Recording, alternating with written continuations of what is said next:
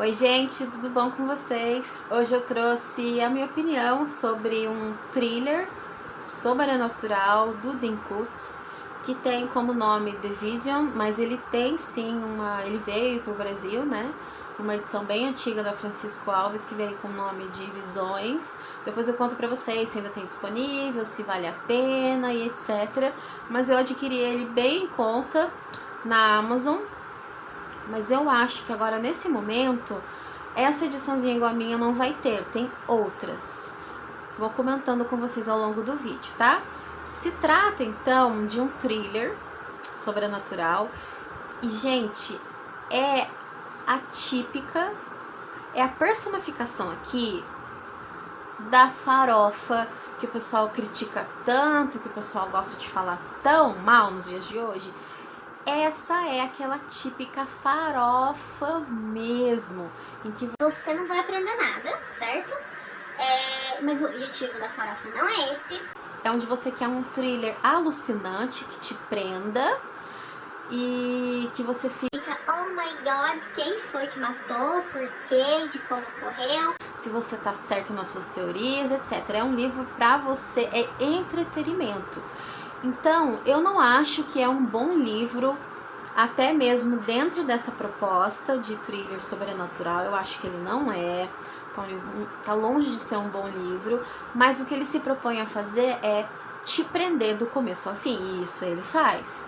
Mas eu vou comentando ao longo do vídeo, e esse vídeo vai ter spoiler também, eu vou falar um pouco sobre a história, algumas cenas, e o desfecho final, se eu adivinhei ou não quem que era o assassino aqui, tá? Se você já leu Visões, que foi lançado pela Francisco Alves, comenta aqui embaixo.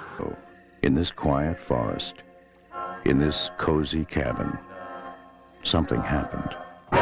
Something so frightening. Something so deadly. Something so evil, it would never happen again. Então, gente, eu adquiri esse livro bem em conta lá na Amazon, mas dessa capinha igual a minha, como eu comentei com vocês, eu acho que não tem. Eu acho que vai e volta no estoque, tá? Não sei dizer pra vocês. Mas tem outras diversas capas. Agora, em português, pelo que eu olhei agora lá na estante virtual, aparecem 2 exemplares de 180 a 185 reais. Um não tem nem a ilustração.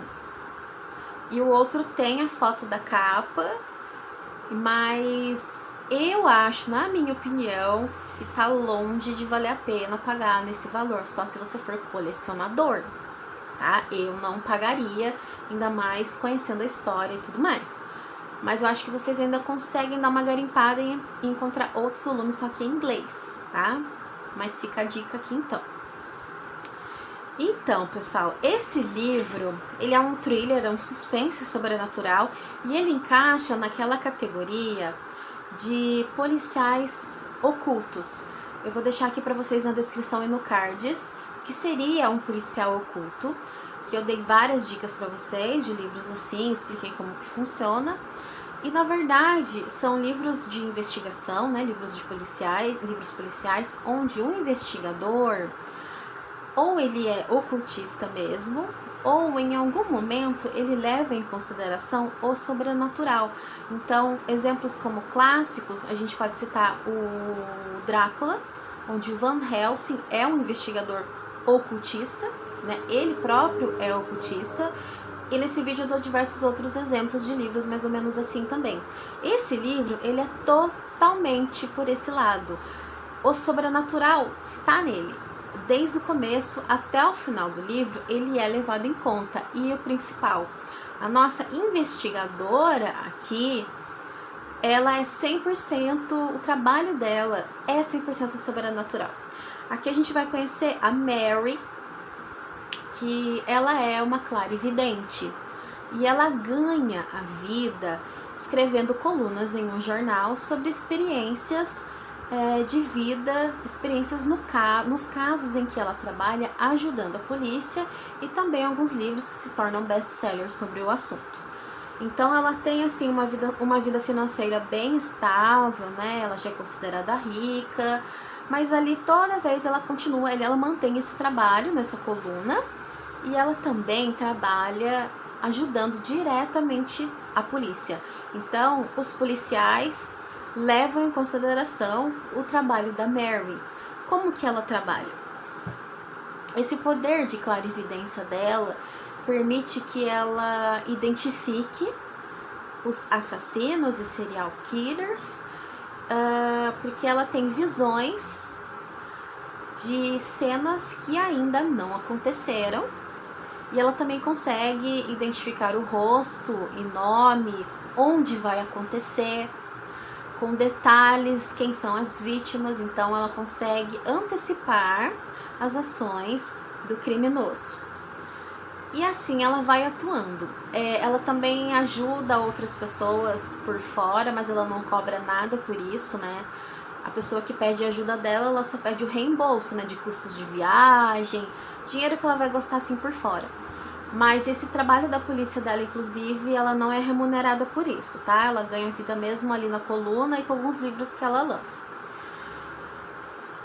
Então, o livro ele vai começar com uma cena de caçada, é um dia de chuva, né? Aqui, ó, na verdade, aqui o livro, eles moram em Bel Air e é o tempo todo de chuva, ele passa num período curto de tempo, uns 4 dias ali mais ou menos, e é muita chuva. E o livro começa já numa caçada nesse clima, onde os policiais ali que trabalham com ela, já conhecem o trabalho dela e tudo mais. Ela tá na viatura, né, junto com o seu marido, Max, indo atrás de um possível serial killer. E aí a gente vai conhecer o marido dela, a gente vai conhecer os outros policiais e como ela pensa, né, como que ela recebe informações da clarividência dela, etc, etc. E ali o homem vai ser capturado e ele vai ser baleado e vai ser morto.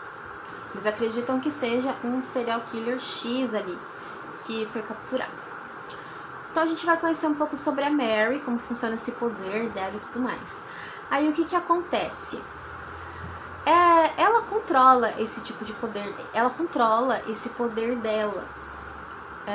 As visões, ela consegue controlar, ela consegue provocar as visões que ela quer, não é assim algo involuntário. Só que algo tá diferente. Ela tá começando a ter pesadelos, tá começando a ter flashbacks de cenas que ela não controla. Alguma coisa tá estranha. Até que a polícia começa a ir atrás de um serial killer que já matou algumas mulheres. Aqui a Mary já começa a ter essas visões, mas elas estão modificadas. Tem alguma coisa errada, porque a fonte de emanações da Mary tá diferente, ou seja, esse assassino, essa fonte dela tem alguma coisa diferente, tem alguma coisa muito estranha. Ela não, toda vez que ela chega muito perto, ela tá quase lá, mas ela não consegue. E ela também começa a sentir as dores físicas das vítimas, mas ela não consegue identificar o rosto desse assassino e muito menos o nome dele, mas ela continua identificando vítimas, né, e o lugar ali dos assassinatos. Aqui no começo do livro, a gente vai conhecer o Alan, que é o irmão da Mary, e o Max, que é o marido dela. O Kuntz aqui, ele trabalha uma certa dualidade entre esses dois, então a gente começa a suspeitar deles desde o começo do livro, porque essa é a intenção ali do Kuntz, só que ele é muito dúbio. O Alan, ele fala muitas coisas do Max, eles não se suportam, então o Alan fala muito mal do Max pra irmã dele, e que ela é uma pessoa, a gente percebe também que a Mary é uma pessoa com uma dependência emocional muito grande. O Alan fala isso pra ela. Ela conheceu e se casou com o Max em questões de 6 semanas. Então, será que ela realmente conhece o marido dela, né? Ele é descrito aqui como um homem muito grande, muito forte, de aparência normal, assim, não muito bonito, né? Não assim, algo que chama atenção, mas ele é muito forte. Mas que eles se conheceram assim em apenas 6 semanas, né? Então o Alan sempre fica assim, você é muito independente, você sempre foi assim, você precisa de alguém ali do seu lado. E ela precisa de alguém para ajudá-la no trabalho de clarividência dela. É como se fosse um assessor ali. Quem faz isso é o Alan, o irmão dela. E só que depois que ela se casou, muita coisa muda, ele não vai com a cara do Max, que não sei o quê, porque ele tinha fama de briguento, de que bebia muito e de que brigava nos bares. Mas a gente ainda não sabe nada sobre o Max, né? Guardem isso. E aí nesse começo do livro, o Alan, ele dá uma sumida, porque ele fala que vai sair de férias por 2 meses, e quando ele voltar, ele não vai mais querer ficar trabalhando com a irmã, que daí ela já tem o marido, o Max pode assessorar ela. Então toda essa parte de trabalho, né, e de tudo quem cuidava era o Alan. Mas ele decide se afastar. E aí começam, nesse meio tempo, uma nova onda de crimes.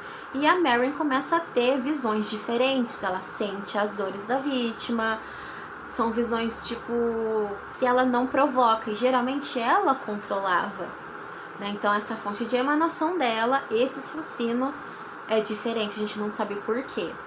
E ela faz terapia, né? Ela faz aqui algumas sessões com psiquiatra. E o que que acontece?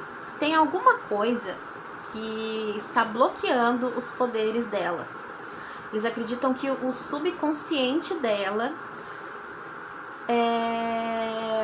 está interferindo. Por quê? Isso tem envolvimento com traumas do passado dela. Quando ela era criança, ela sofreu um abuso e ela também foi muito agredida fisicamente por um homem que se encontra preso, né? Condenado e preso. Só que muitas coisas nesse dia foram deletadas do cérebro da Mary, talvez seja por defesa mesmo, né? E aí ela não lembra de muita coisa. E toda vez que ela vai trazer isso para o consultório dela, e ela vai chegando perto, coisas estranhas começam a acontecer. É como se o subconsciente dela largasse mão de poltergeists. Então as coisas começam a mexer, começam a sair do lugar. Tem uma cena aqui que ela... Na verdade, ela precisa trabalhar muitas coisas. Ela precisa entender o que está acontecendo, que a clarividência dela tá diferente, que ela não consegue identificar esse assassino, e o que aconteceu no passado dela, que o cérebro dela, o subconsciente dela bloqueou. Só que ao mesmo tempo ela tem medo de enfrentar a verdade, porque foi algo muito traumatizante, né? O que tá acontecendo? E aí tem uma cena que ela tá numa sessão com um psiquiatra, e quando ela tá chegando, ele vai apertando ali, né? Ele vai cutucando ela, a gente precisa forçar um pouco. Em última instância, a gente precisa fazer regressão, porque só assim você vai se curar de muitas coisas. Aí, quanto mais perto ela vai chegando, coisas estranhas vão acontecendo. Ele tem tipo uns cachorrinhos assim, atrás de uma estante de vidro, em decoração, que o Kuntz ele sempre coloca cachorro, né, nos livros dele. Ou é um Golden Retriever ou é uma outra raça. E aqui, acho que ele pensou assim, vou dar um jeito de colocar cachorrinho de novo. E ele teve uma ideia de colocar uns cachorrinhos de enfeite lá no consultório desse psiquiatra. E de repente eles começam a se mover e eles saem pra fora do vidro e eles explodem e eles se atiram assim, né? Então é uma bagunça, é um fenômeno poltergeist. E a Mary acha que isso vem da mente desse assassino. É isso que eles acreditam. E aí as vítimas, né, elas vão aparecendo. Ele é um serial killer muito violento, né? Os vilões do Kuntz, eles são assim. E aí, mas por que ela não consegue enxergar, né, esse cara? E aí tem umas cenas assim, é um livro, o Kuntz ele tenta jogar com a gente essa dualidade pra gente desconfiar principalmente de 2 personagens, o irmão dela, o Alan, mas que ele dá uma sumida aqui no livro, e o Max. Por exemplo, né, só o Alan que fala mal do Max. Então, a gente tem a acreditar que o Max não é uma pessoa muito boa, não é uma pessoa muito confiável, porque eles se conheceram e já se casaram assim, sem... do nada, muito rápido, né? Então a gente não pode saber, a gente não sabe se confia nele ou não. O Alan não gosta dele e o Alan sempre cuida muito bem da irmã, ele trata ela muito bem, cuida dos negócios dela e tal. A gente pensa assim, ah, é coisa de irmão, ele deve sentir uma coisa estranha vindo do Max. Só que só o Alan é que fala mal do Max. A gente ainda não conhece o Max. Vamos conhecer ele primeiro, né? Então, aí o Alan dá uma sai um pouco de cena ali. Aí o Kuntz ele volta os nossos olhares para o Max de novo. Tem uma cena que daí começam a aparecer vítimas. O Max aparece com um corte no dedo e ele tá com o dedo enfaixado. Quando a Mary vê, ela pergunta assim pra ele, o que é isso, né? E ele fala, é um corte de nada, ele é um corte fundo, mas não é muito grande, não vai precisar de pontos, não precisa ir no hospital. Só que é um corte que suja muito ele. Ele fala que furou o pneu e ele cortou o dedo furando o pneu. Tá, beleza.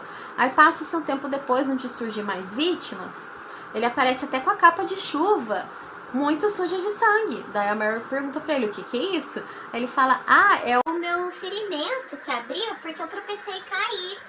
Mas é uma quantidade de sangue, assim, gente, que suja a capa de chuva dele, sabe? Tá, tudo bem. E aí esses fenômenos de poltergeist, eles vão acontecendo ao longo do livro, conforme a Mary vai ficando meio alterada. Aí tem uma cena que a arma ali, os dois estão juntos, né, na casa, e a arma, ela começa a se mover sozinha. E fica lá o Max indo atrás, fica um tempão tentando pegar a arma. Ou a arma tá possuída, ou é poltergeist. A gente não sabe o que é, eles também não sabem. Mas assim, é uma cena ridícula dele lá, fica um tempão tentando pegar a arma que está possuída. Então, a gente fica nessa dualidade. Quem são essas vítimas? Esse assassino, ele é muito violento, ele é muito perturbado. Um dos pontos altos do livro e que mais tem destaque é a mente desse assassino. E ele também demonstra uma raiva muito grande à religião católica. Então, todo lugar que ele ataca, ele profana, ele destrói as imagens, ele destrói crucifixos e cruzes, né? Tudo que é decoração católica, ele profana.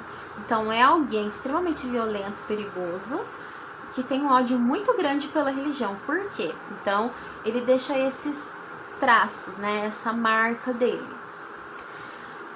E eu acho que agora eu já posso contar pra vocês sobre o desfecho e quem foi o assassino. Caso você queira ler o livro, eu sugiro que você vá parando por aqui então. E caso você não vai ler, ou vai ler, mas quer ouvir até o final, você pode ficar então a partir de agora, tá?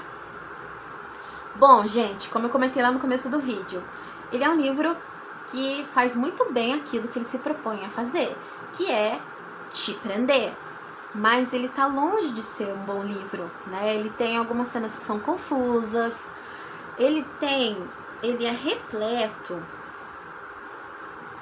de diálogos. Deixa eu pegar bem aqui uma página de diálogos para mostrar para vocês, ó. Né? E continua, ó, tem muitos assim, muitas folhas, muitas páginas assim. Aqui, ó. Aqui, ó, tá vendo? Ele tem bastante, então é um livro bem rápido para você ler mesmo.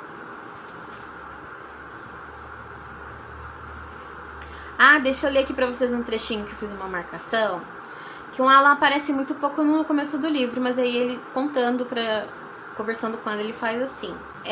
Bem no comecinho do livro, quando o Alan ainda está presente, né, ele é descrito aqui como muito bonito, de um cabelo preto, de olhos azuis e olhos muito profundos e penetrantes. Aí tem um trechinho que nos diz assim, ó. A voz de Alan era suave e persuasiva, página 29, como a de um ator. Com sua voz, era capaz de criar atmosferas e germinar dramas. e fazia de todo sutilmente, com o fato de ganhar a simpatia de Mary e fazê-la ver o marido de pouco tempo como um leve inconsciente, mas incendioso prazer.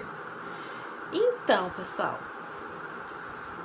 desde o começo do livro, ele é bastante previsível para quem já lê muitos livros assim.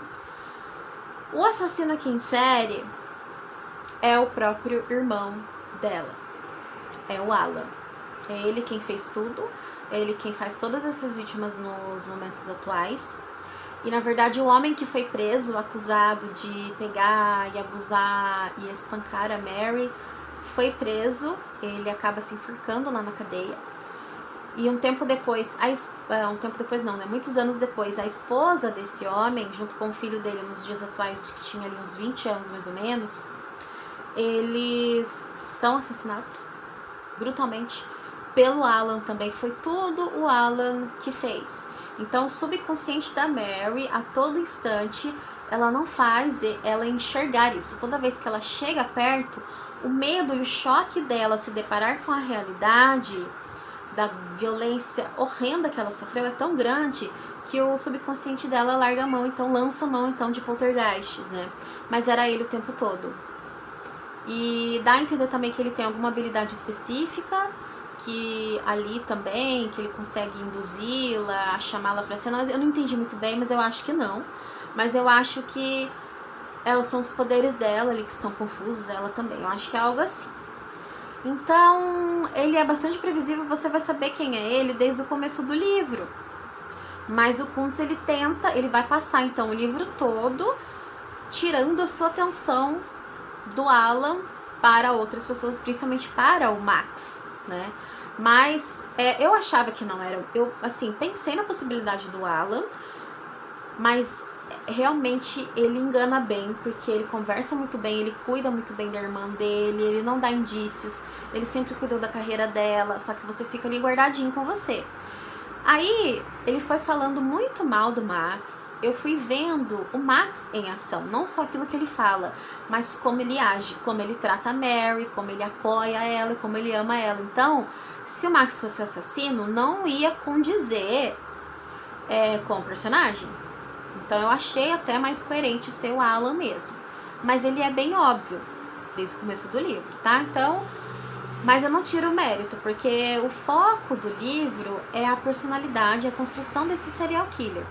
Só que ele tem um ponto negativo do livro, é que o Kuntz, ele tenta misturar muitas coisas ao mesmo tempo e ele não foca direito em nada. Então você tem a questão da clarividência, telecinese, o poltergeist, e chega uma época que ele coloca aqui a tábua Ouija no meio. É como se fosse o último recurso da Mary. Ela pede uma tábua Ouija, só que ela não vai invocar espíritos.